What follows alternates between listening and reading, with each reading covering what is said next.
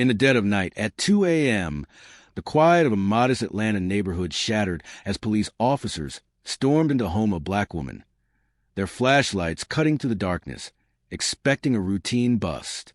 What they found instead stopped them cold, a figure standing in the living room, someone they never could have anticipated, turning a simple call into a case that would unravel secrets and shake the city. Tanisha Carter had always been cautious.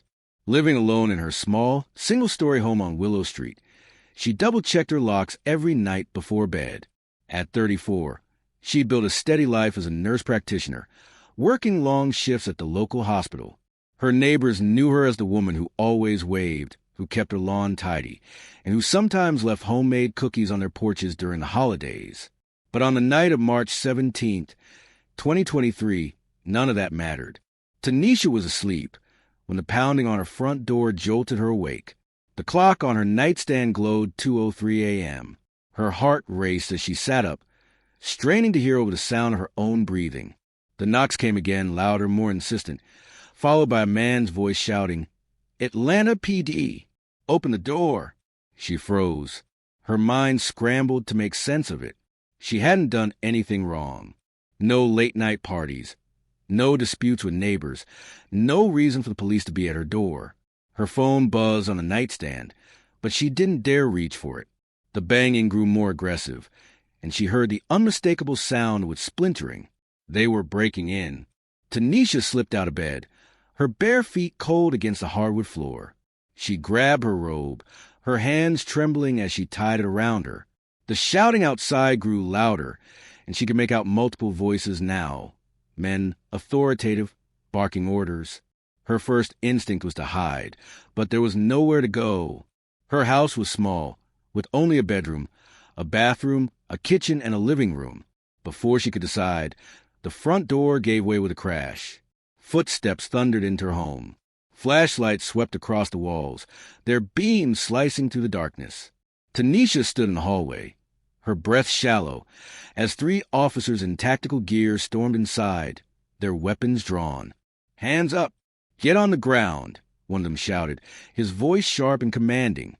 Tanisha raised her hands, her heart pounding so hard she thought it might burst. "This is my house," she said, her voice shaking but firm. "Why are you here? What's going on?" The lead officer, a broad-shouldered man with a buzz cut, stepped forward, his flashlight trained on her face.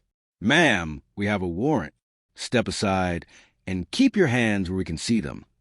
His tone was clipped professional, but there was an edge to it, like he was expecting resistance. "A warrant? For what?" Tanisha's voice rose, a mix of fear and indignation. "I haven't done anything. You got the wrong house." The officer didn't respond. Instead, he motioned for the others to fan out. One moved toward the kitchen, another toward her bedroom. Tanisha stood frozen, her hands still raised, watching as strangers invaded her space. Drawers were opened, furniture pushed aside. She wanted to scream, to demand answers, but the weight of their authority silenced her. Then from the living room, she heard a new voice, calm, steady, and completely out of place. "Officers, I think there's been a misunderstanding." Tanisha's breath caught. She knew that voice. It was deep, measured, with a faint southern drawl she'd heard countless times before. But it couldn't be. Not here. Not now. The officers froze, their flashlights swinging toward the living room. Tanisha followed their gaze, her heart in her throat. Standing in the center of her small living room, illuminated by the harsh beams of light, was Marcus Ellison, Judge Marcus Ellison, one of the most respected figures in Atlanta's legal system. The lead officer lowered his flashlight slightly, his expression shifting from determination to confusion. "Judge Ellison?" he said, his voice tinged with disbelief. "What are you doing here?" Tanisha's mind reeled. She hadn't seen Marcus in months, not since their quiet friendship had faded after a falling out over a case he was presiding over. She'd never told anyone about their connection, not even her closest friends. So why was he standing in her living room at 2 a.m., facing down a team of armed police officers? Marcus stepped forward, his hands raised slightly to show he meant no threat. He was dressed in a simple button-down shirt and slacks, his graying hair neatly combed despite the hour. "I could ask you the same thing, officer," he said, his tone calm but carrying the weight of authority. "This is Tanisha Carter's home. She's done nothing wrong. What's the basis of this raid?"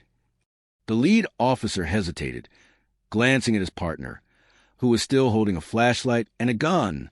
"We received a tip," he said finally. "Drug activity at this address. We have a warrant to search the premises." Tanisha's stomach dropped. "Drugs," she said, her voice breaking. "I'm a nurse. I don't even drink. You've got the wrong house."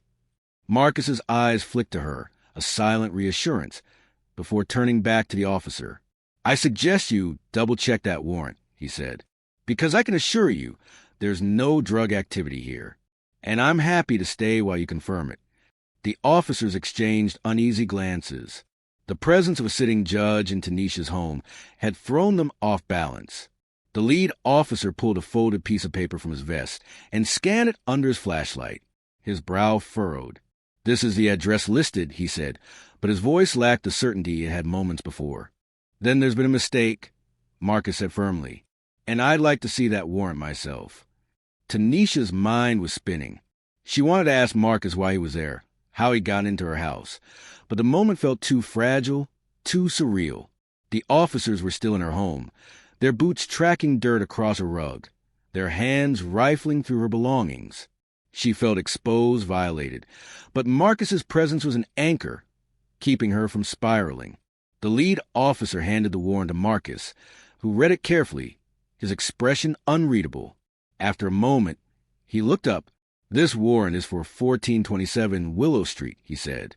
"Tanisha's address is 1429. You're in the wrong house." The words hung in the air. The officers froze, their faces a mix of embarrassment and disbelief. The lead officer snatched the warrant back, his eyes scanning the paper as if hoping Marcus had misread it. But the truth was undeniable. "We'll need to verify this," the officer said, his voice tight. He stepped outside, pulling out his radio, while the other two officers stood awkwardly, their weapons lowered but still in hand. Tanisha's legs felt weak. She lowered her hand slowly, her eyes locked on Marcus. "Why are you here?" she whispered, barely loud enough for him to hear.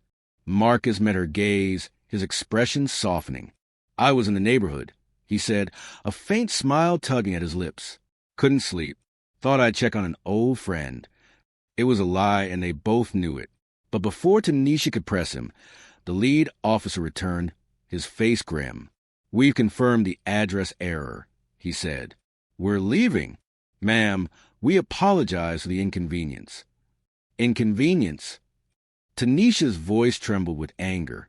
"You broke down my door. You pointed guns at me in my own home. This isn't an inconvenience. It's a violation." The officer opened his mouth to respond, but Marcus cut him off.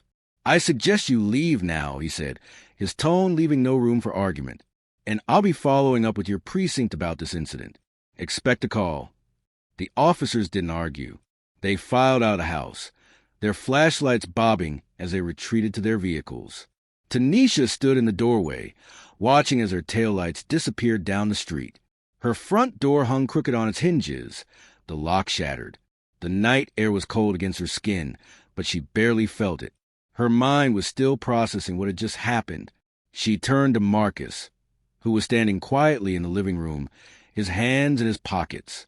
"You didn't answer my question," she said. "Why are you really here?" Marcus sighed, running a hand over his face. "It's a long story, Tanisha," he said, "but I promise it's not what you think." She crossed her arms, her anger giving way to curiosity. "Then start talking," she said, "because I deserve to know why a judge is standing in my living room at 2 a.m., saving me from a police raid." Marcus hesitated, then nodded. "Fair enough," he said, "but you might want to sit down for this." They moved to the couch, the same one Tanisha had bought secondhand when she moved in 5 years ago. The cushions sagged under their weight, but it felt grounding, familiar. Marcus leaned forward, his elbows on his knees, and began to speak. "I got a call earlier tonight," he said. "Anonymous. Someone claiming there was a drug operation at this address. They were specific, too specific. mentioned your name, your house. It didn't sit right with me. I've known you for years. Tanisha, I know you're not involved in anything like that. Tanisha's brow furrowed. So, you just came over? In the middle of the night? Marcus shook his head. It wasn't that simple.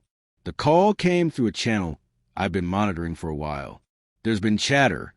Nothing concrete, but enough to make me suspicious. Someone's been targeting people in this city. Setting them up, false tips, bad warrants. I didn't know if this was one of those, but I couldn't take the chance.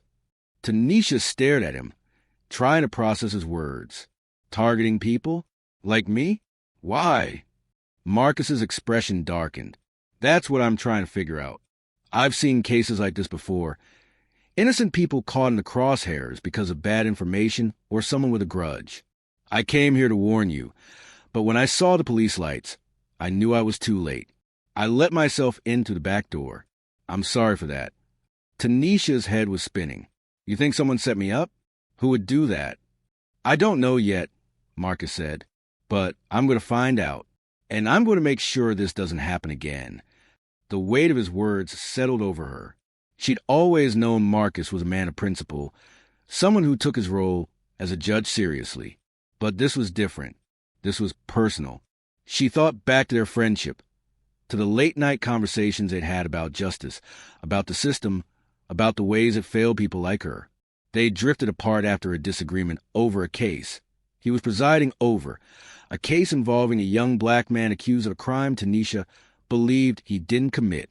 She called Marcus out for not doing more, for not pushing harder against the prosecution's weak evidence.